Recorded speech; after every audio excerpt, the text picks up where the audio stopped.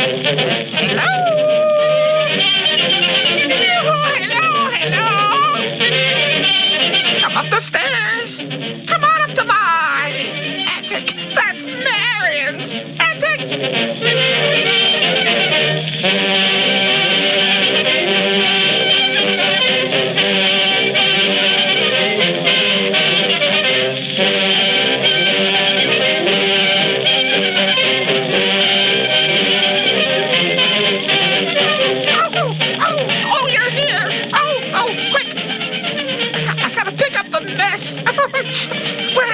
Sit over here.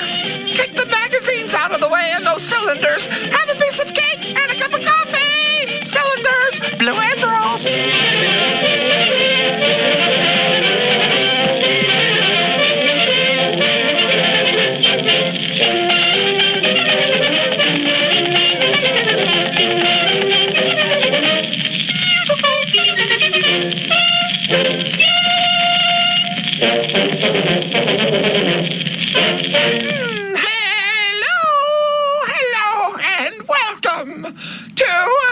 Marion's attic on WBCQ, Monticello, Maine, USA, the planet. 7490 Shortwave International Broadcasting from Monticello, Maine. Yes, and I'm Marion Webster.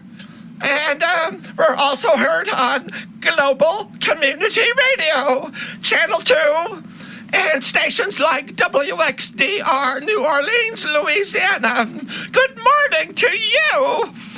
And good morning and afternoon, evening. Kristina, I don't know what time it is. Hello, dear. Hello, Marion. Guess what? Look at these beautiful blue Amberol cylinder records. Blue Amberol cylinders. And I've never heard any of them. They are new to me, and we're going to play them. I had to clean them up. They are barn fresh.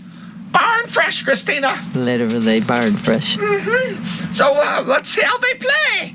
Okay. And there's some very unusual titles I've never heard before. So what's the first one? This first one will be Edison Blue Amberol 1611 from February 1913. It's a direct recording. It was recorded in New York. This is Who Puts Me in My Little Bed. It's sung by Ada Jones with orchestra accompaniment.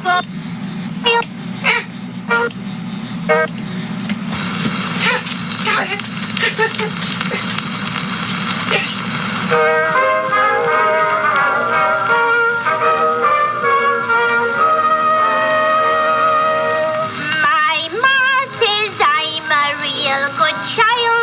Although at times I drive her wild, but when I go to Sunday school, I'll have to learn the golden rule. When I grow up, I'll have a beau and maybe 2 or 3. I'll pick the one that I like best and make him marry me. Who puts me in my little bed? My mama dear. Who hugs me when my prayers are said? My mama dear. Who tells me stories when I'm sad? Who gives me candy, makes me glad? Who always whips me when I'm bad? My dear old dad.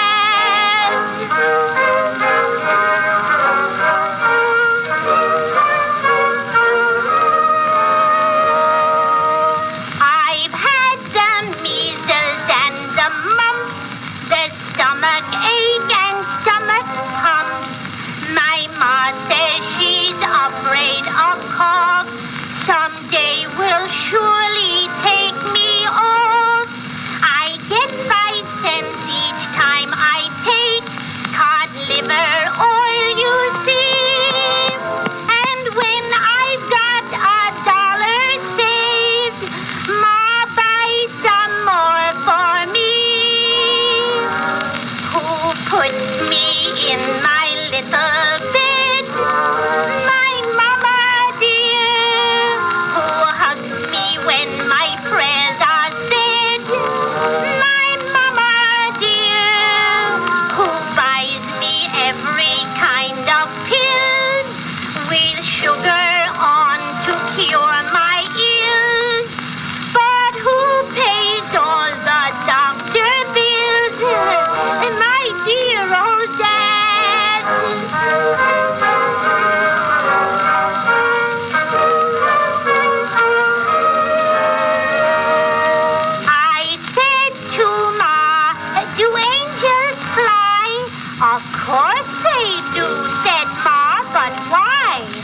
do you ask such a question, dear? Tell Mother quick, she wants to hear. I saw Pa kiss the servant girl one day upon the slide. He called her angel, then Ma said, you bet your life she'll fly. Who puts me in my little bed? My mama dear. Who hugs me when my prayers are said?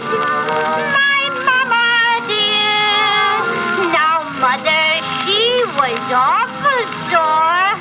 Our servant girl now works next door. Who has to sleep upon the floor? My dear old dad. Oh, wasn't that darling? We have quite a list of unusual records, so please stay tuned to this station and Marion's Attic. Kristina, I'll get that cylinder record off. Yes, that's a cylinder record. An Edison Blue Amberol, an early thermoplastic made of celluloid, plaster Paris insert for stiffness. And we're listening to an Edison Amberola 5, manufactured in 1912, to play Blue Amberol cylinder records. Sounds Okay. good. This one that's coming up is Edison 1909.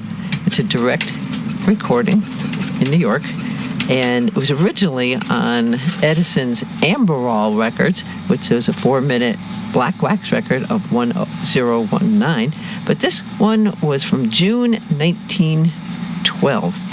And this is... That's the release date. That's the release So date. they took the Amberol mold and they used it for the Blue Amberol. And they released it again. Mm-hmm. And this is Seated Around an Oil Stove. Seated Around an Oil Stove. This is comedian Murray K. Hill with Edward Meeker.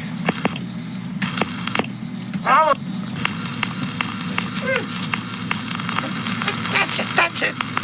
Well, how are the gentlemen of the orchestra this evening? Fine. Listen to this. That's all right.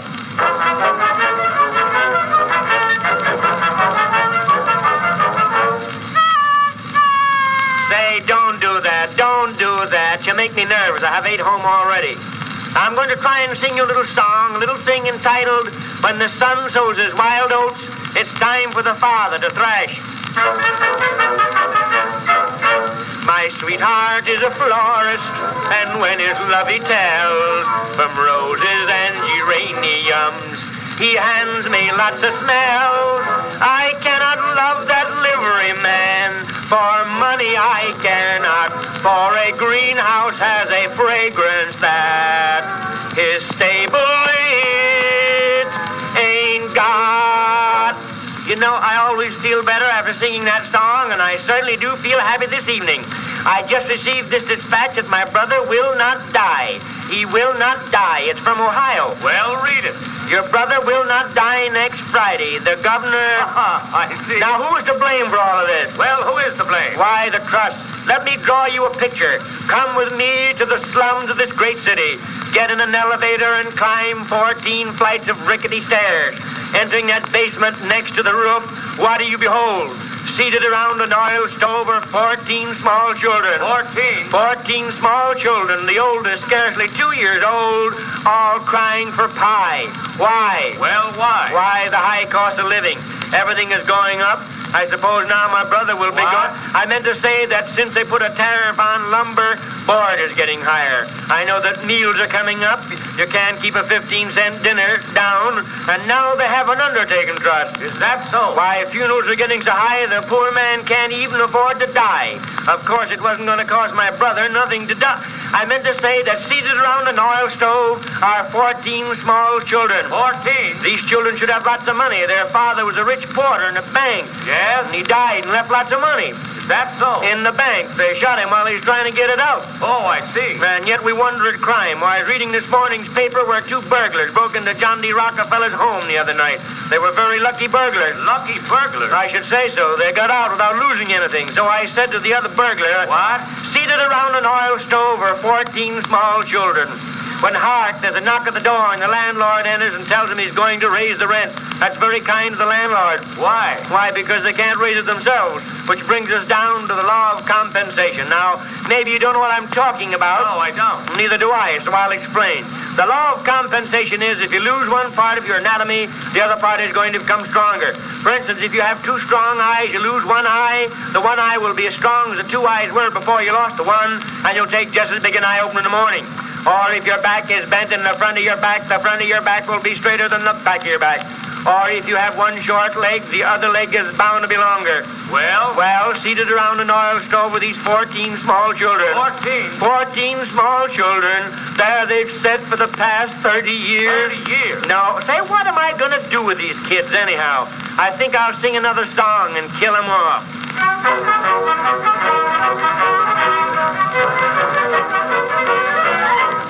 The modern woman says the morning we'll awake and find we'll have a woman president, her men are left behind. Well, when that morning it arrives that man's laid on the shelf, why, that's the morning that I want to oversleep myself. When that glorious day arrives that her reforms are found, why, that's the day that single men will go and jump the town. For when the old hens run the thing, they'll run it in the soup, and all us henpecked roosters, we will have to fly the coop.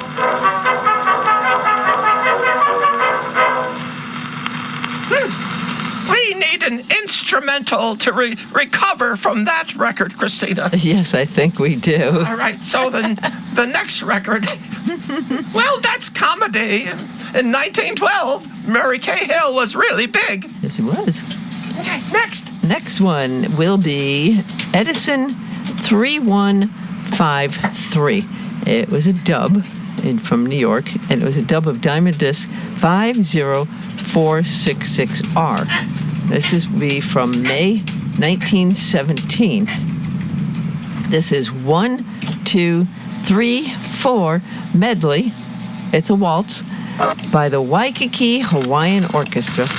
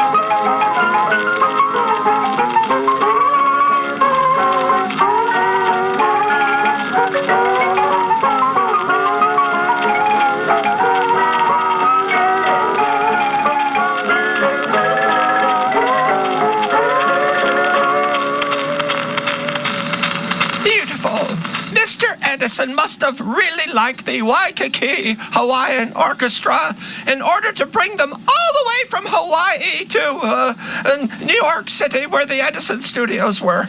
Yeah. Now, after this next record, I'm not going to want to have the air conditioner on anymore. Yes. Set this record up, Kristina. This next record was a direct recording in London in 1913. It's Edison 23093. And it's about the Scott Antarctic Expedition disaster. The song is titled "'Tis a Story That Will Live Forever." It was composed by Paul Pellman and Lawrence Wright. It was written and recorded in early 1913, immediately after the news of Scott's death reached the public. This is "'Tis a Story That Will Live Forever" by Stanley Kirby with orchestra accompaniment.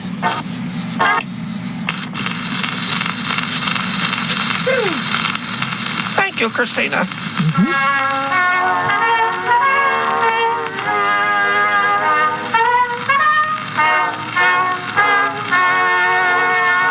What a glorious tale again is told of a heroism grand, of British men with British hearts out in that great white land. A band of heroes brave and true, standing side by side amidst eternal ice and snow, all faithful till they died. 'Tis a story that shall live forever, as long as the world shall be, of the men who died side by side over the frozen sea. All honor to the sons of England, inscribed shall be each name in letters full of brightest gold on the nation's scroll of fame.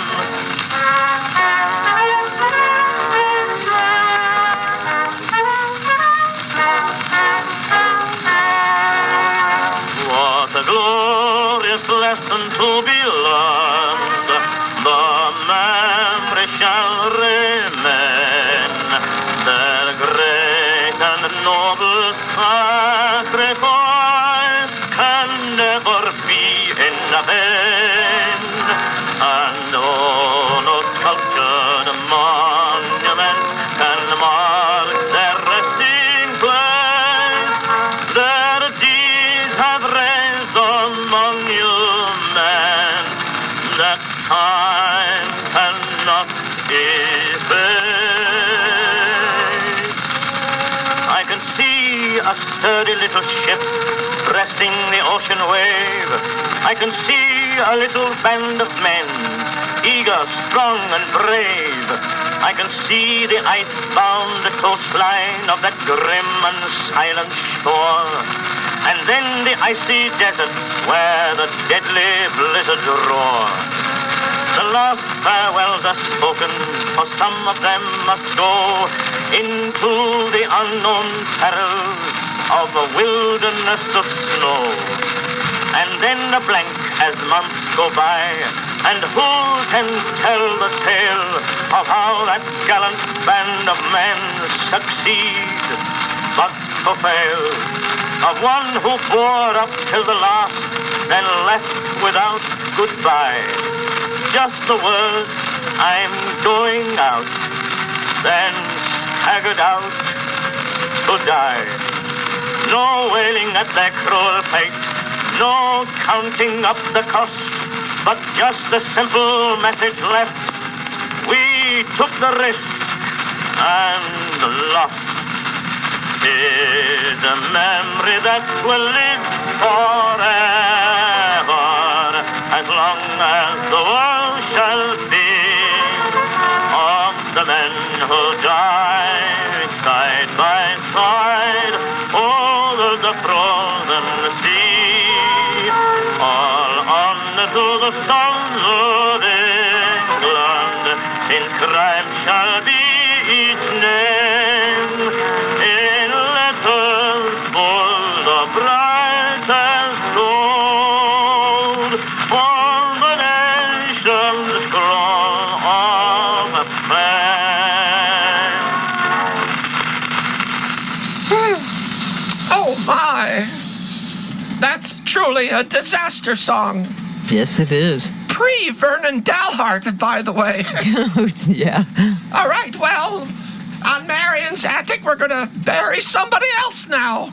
Yes, we are. We're going to bury Sir John Moore. This one was also recorded directly in London. The title again, Kristina. The Burial of Sir John Moore. And it was in 1913. It's Edison 23031. It's orated by Bransby Williams. Now, Sir John Moore was buried on January 17th, 1809, hours after he died at the Battle of Corunna.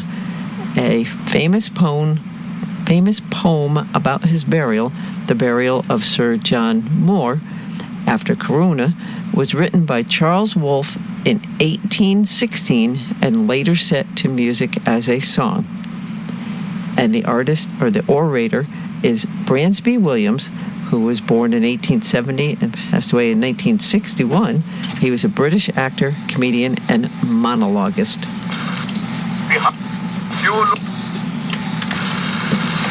Not a drum was heard, not a funeral note, as his corpse to the rampart we hurried. Not a soldier discharged his farewell shot, or the grave where our hero we buried.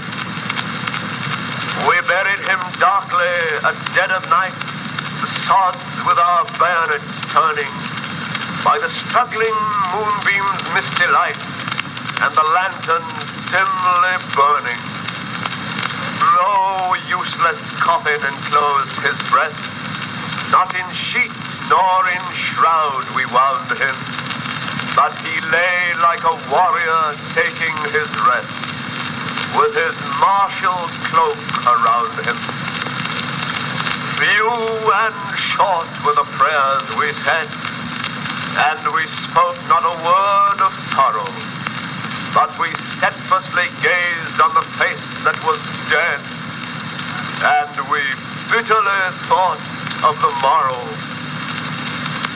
We thought as we hollowed his narrow bed and smoothed down his lonely pillow, that the foe and the stranger would tread o'er his head, and we far away on the billow. Lightly they'll talk of the spirit that's gone, and o'er his cold ashes upbraid him, but little he'll reck if they let him sleep on in the grave where a Briton has laid him. But half of our heavy task was done when the clock struck the hour for retiring, and we heard the distant and random gun that the foe was sullenly firing. Slowly and sadly we laid him down from the field of his fame, fresh and gory. We carved not a line, but we raised not a stone, but we left him alone with his glory.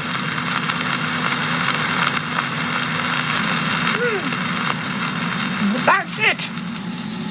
Who was the orator? The orator was Bransby Williams. And what can you tell me about that? Well, Bransby Williams was a British actor, comedian, and monologuist. Oh, yes, you already mentioned that. Mm-hmm. All righty. Well, the next record is also an oratory. It was also part of the Edison School series of Blue Amberol cylinder records. And so if you were lucky, like in Portland, you had the phonographs and the Edison School series, and you'd hear speeches from famous... I'm losing my voice. Go ahead. Okay. You'll hear this? Yeah, speeches from... The speeches were from famous people, and this particular one will be orated by Harry E. Humphrey. It's a direct recording, recorded in New York. It's Edison 1665. It's from January 1913, and this is Webster's speech in reply to Hayne. Daniel Webster, born in New Hampshire in 1782, died in 1852. He was one of the greatest of American orators. Among his famous speeches was that at Plymouth in 1820, at the laying of the cornerstone of Bunker Hill Monument in 1825, and the eulogy on Adams and Jefferson in 1826.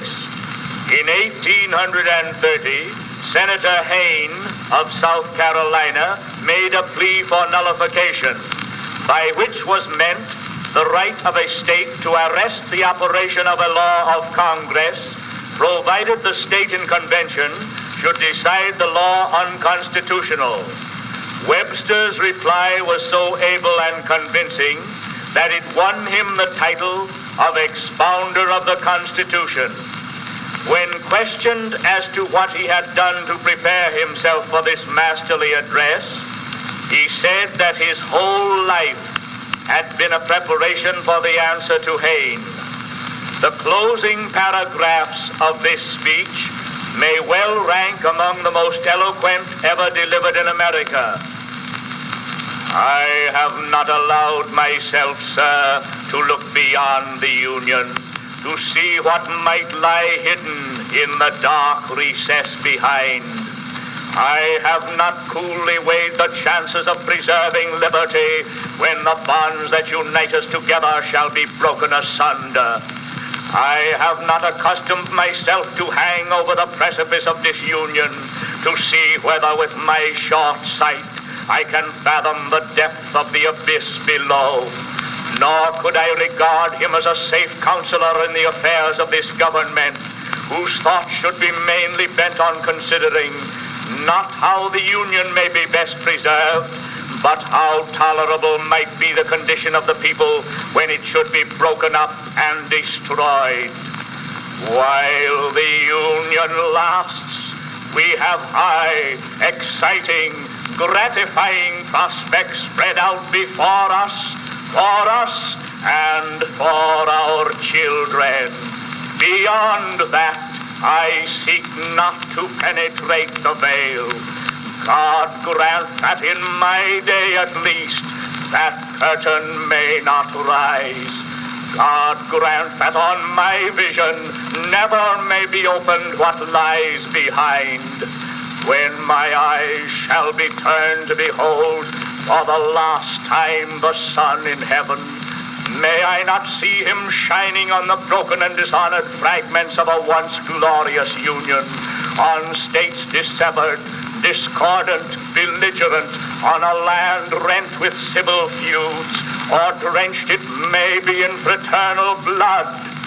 Let their last feeble and lingering glance rather behold the gorgeous ensign of the Republic, now known and honored throughout the earth, still full high advanced, its arms and trophies streaming in their original luster, not a stripe erased, nor a single star obscured, bearing for its motto no such miserable interrogatory as, what is all this worth? Nor those other words of delusion and folly, liberty first and union afterward, but everywhere, spread all over, in characters of living light, blazing on all its ample folds, as they float over the sea and over the land, that other sentiment dear to every true American heart, liberty and union, now and forever, one and inseparable. You're listening to Marion's Attic on WBCQ, Monticello, Maine, USA. www.wbcq.com, Global Community Radio, and WXDR, New Orleans, Louisiana. This is show number 1052. 1052. Well, imagine teaching that last speech in school. Probably a pretty good thing, I'd say. I'd like to hear all of those records. I have to dig some of them out. All right. Well, Kristina, Yes. do we have any listener mail? Yes, we do. After this next Edison Blue Amberol cylinder record. I'm not sure what I'm supposed to do, Kristina. Okay, which one? Prompt me. Which one are we choosing? Oh, number 8 on the list. Okay. Here's the list. Yes, I know. I have the peg board over here. Each cylinder is on each peg. The pegs are numbered. Okay. Thank you. The Sea Makes a Man, sung by Donald Chalmers.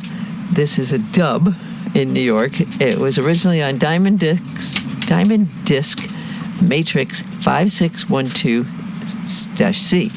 This will be Blue Amberol, Edison 3366, January 1918. Am I glad I don't have to go sailing anymore, Pamela?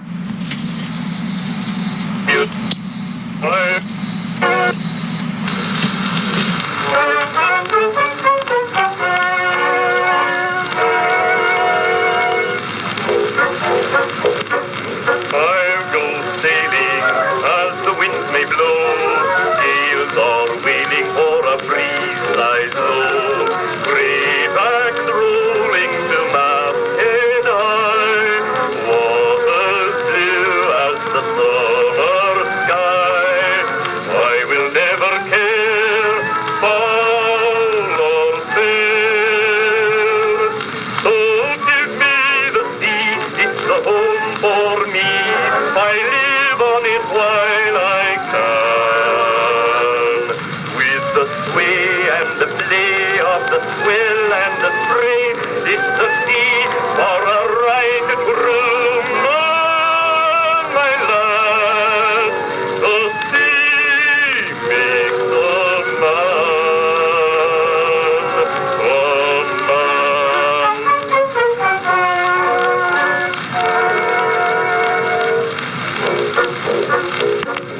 when we're lying in a foreign port, no denying you can have some sport.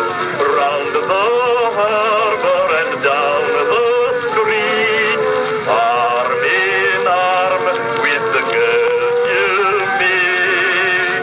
Then the flag and birds, goodbye girls, and back to the sea. She's a love for me. I'll stick to her while I can. For the land isn't bad for a lass and a lad, but the sea for a full-grown man, my lad. The sea makes a man a man.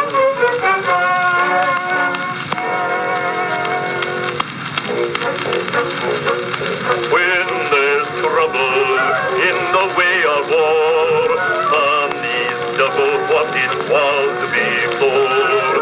Some folks cruise in canals, I hear. They've calm water for all the year. That's a lover's game, all the same. So give me the sea, it's the road for me. I'll sail on it while I can. And I'll fight any foe till my I love to watch below. It's the sea for a fighting man. I love the sea makes the man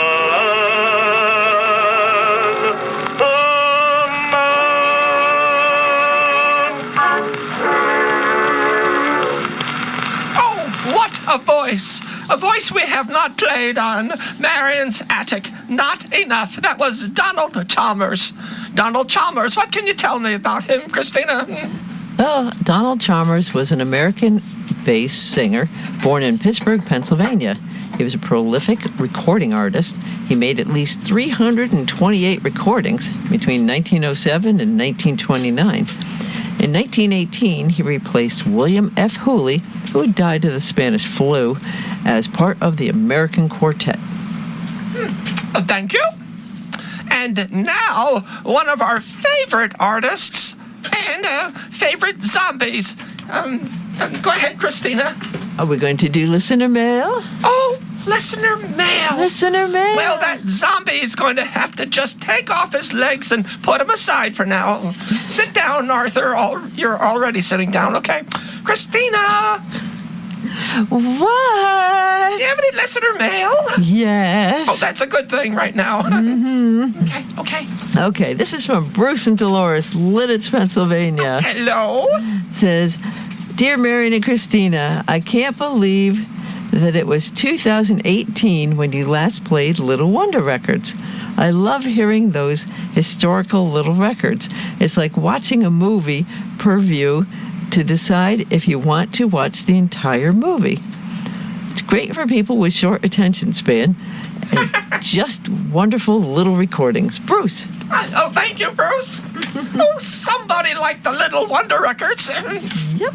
Let's see. This is from Jim in Chicago, Illinois. Oh, hello, Jim. It's little wonder that one might find Little Wonder records on Marion's Attic. Another great theme.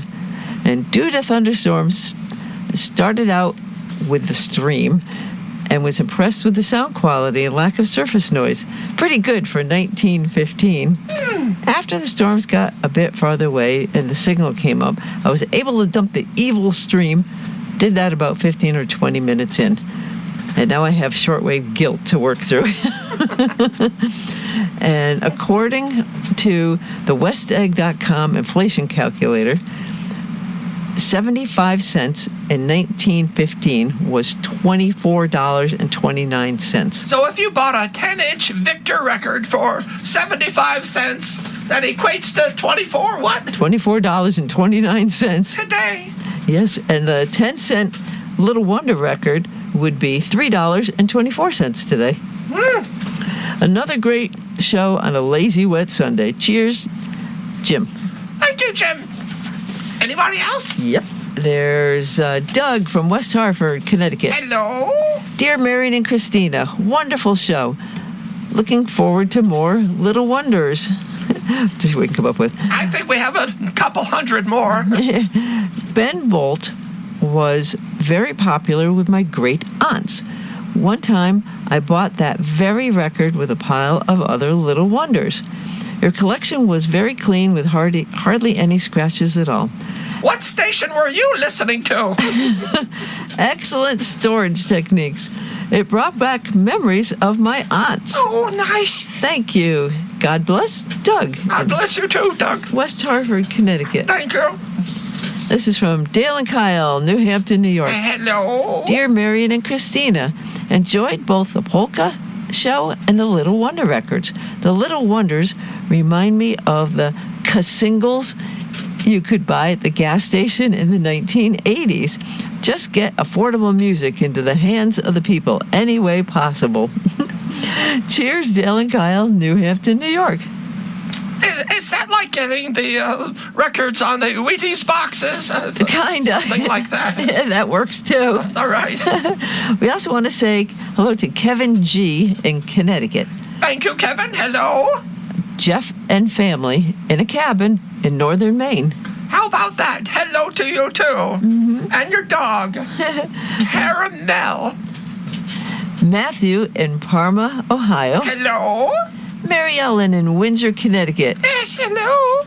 And Tom Call in Massachusetts. Thank you, Tom Call. Thank you very much Thank you, Tom Call. for the support. Very much. And he said, the weather is hot, but your show is cool. Wonderful. How can you write to us? Please write to us at marionweb@aol.com. MarionWeb@aol.com. That's marionweb@aol.com. You can also write to us through the website, which is marionsattic.net. MarionSattic.net. Scroll down past the Screaming Fans and send us a message. Thank you. Oh, thank you. And now, back to Edison Blue Amberol Cylinder Records on Marion's Attic. This one will be a dub from a diamond disc, Matrix 5551-C. Which was not released. Nope, not released. And it was Only on a cylinder. only on this cylinder, which is Edison 3245 from August 1917.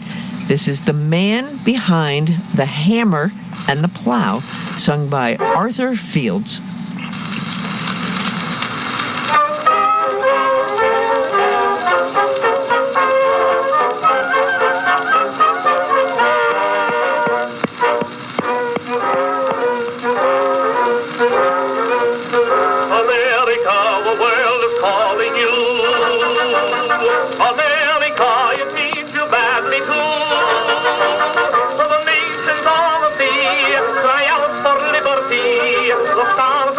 Can save and make them free. The sons of Uncle Sam can win the fray. And here's the man that has to save the day. It's the man behind the hammer and the plow who made this country what it is today. It's the man behind the hammer and the plow, the gift of God's creation, the builders of the nation, mechanic and the engineer, all honest sons of toil, the backbone of the world today, the man who tills the soil. It's up to him to win the battle now, the man behind the hammer and the plow.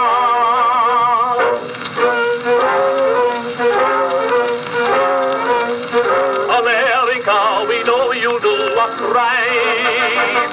America, you've never lost a fight. You're bound to do your share and do it on the square.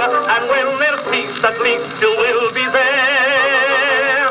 Now, working man, today you have the power to win servants who Sam, this is your hour. It's the man behind the hammer and the plow who made this country what it is today.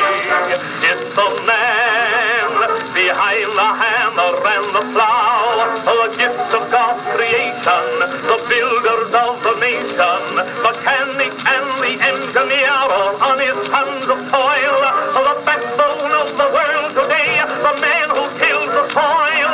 It's up to him to win the battle now, the man behind the hammer and the plow. It's the man behind the hammer and the plow who made this country what it is today.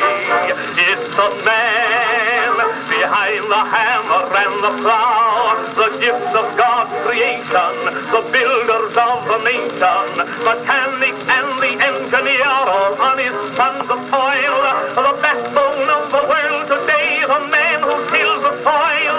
It's up to him to win the battle now, the man behind the hammer and the plow. Oh, I never heard that before. That's a new one on me. And that came through pretty clearly for an Edison Diamond Disc dub. It did. All right. Well, the next one is also about, well, it's about steel. This is by Donald Chalmers again, and this is a direct recording in New York in May 1914. It's when it was released. This is Edison 2269. It's A Song of Steel. Okay. Hold on now. I gotta get it ready. Not there. No, not there.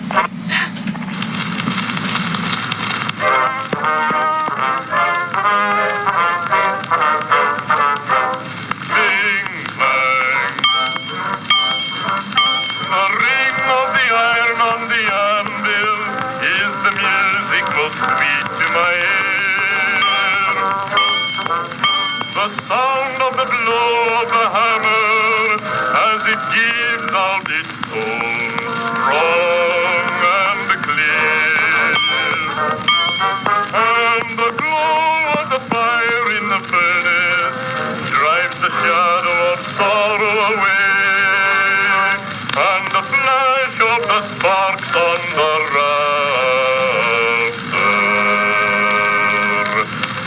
the stars that are born in the day.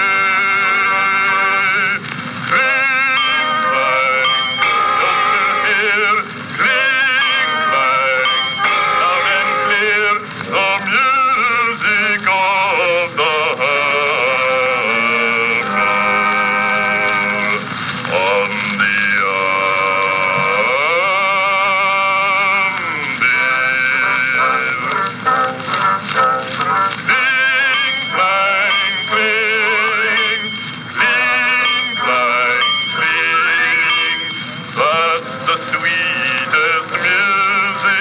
on the morning echoes bring. Cling, clang, cling, cling, clang, cling, the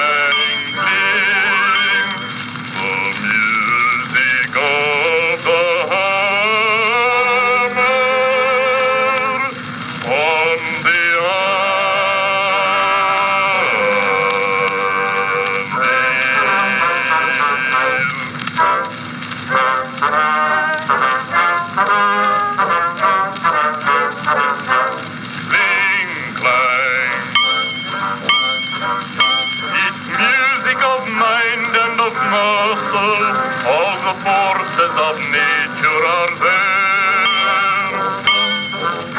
The trees seem to dance to its timing as the notes pierce the clear morning air. And my heart beats with joy and with gladness to the chords that I strike on the steel, and my life from the glow of the metal takes a warmth that is lasting and real. Cling, clang, just to hear, cling, clang, loud and clear, the music of the on the cling,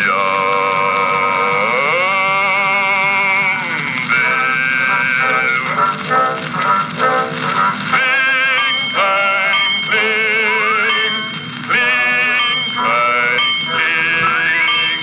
That's the sweetest music that the morning echoes bring. Cling, clang, cling, cling, clang, cling, the music of the hammer on the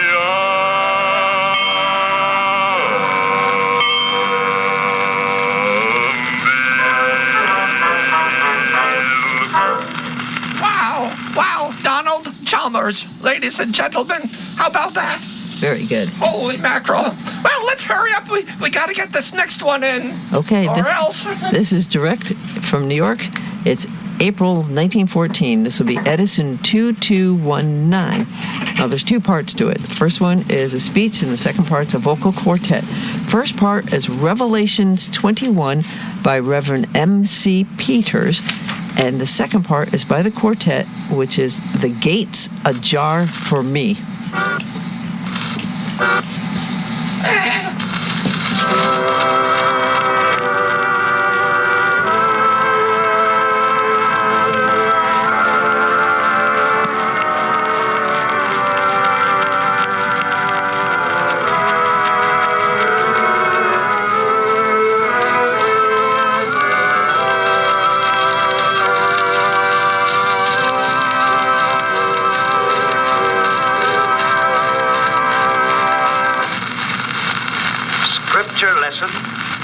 Book of Revelation, 21st chapter, 21st to the 25th verses. And the 12 gates were 12 pearls. Every several gate was of 1 pearl. And the street of the city was pure gold, as it were transparent glass. And I saw no temple therein, for the Lord God Almighty and the Lamb are the temple of it. And the city had no need of the sun, neither of the moon to shine in it, for the glory of God did lighten it, and the Lamb is the light thereof. And the nations of them which are saved shall walk in the light of it, and the kings of the earth who bring their glory and honor into it. And the gates of it shall not be shut at all by day, for there shall be no night there.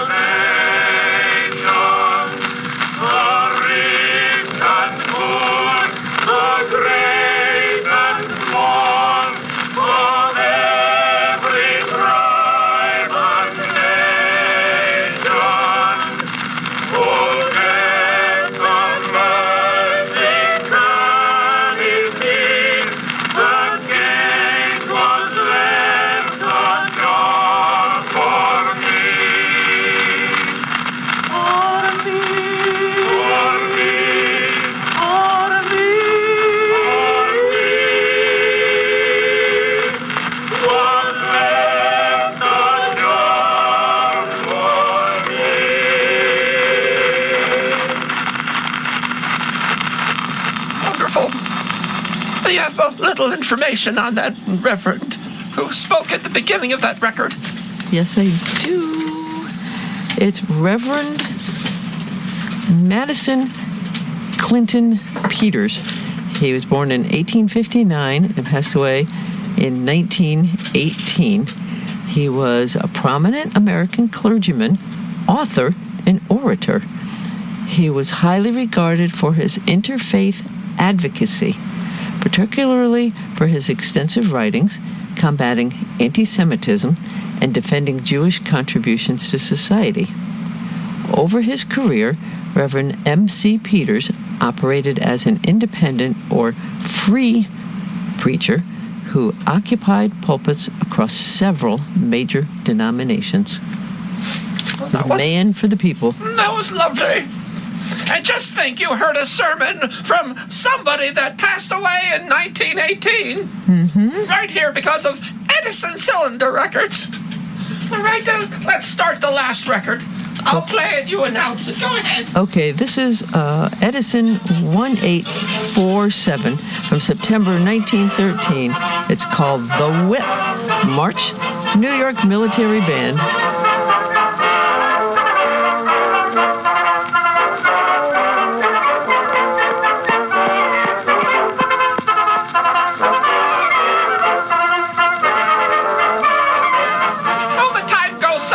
On this program. We have so many more records to play. I'd say we better do another Blue Amberol show next week. All right. Well, you've been listening to Marion's Attic on WBCQ, Monticello, Maine, USA, the planet. I'm Marion Webster. Kristina is my co-hostess. Thank you, dear. You're welcome. How'd we do? Did you like these records? Yes, I did. Very much. They were very unusual. Well, we'll see you next week. All right. Right. Okay, don't forget we love all of you. You're always by our side. Bye-bye for now. Bye-bye. Keeping the dream alive. This is WBCQ, Monticello, Maine, USA. This is the planet. Here for you, WBCQ.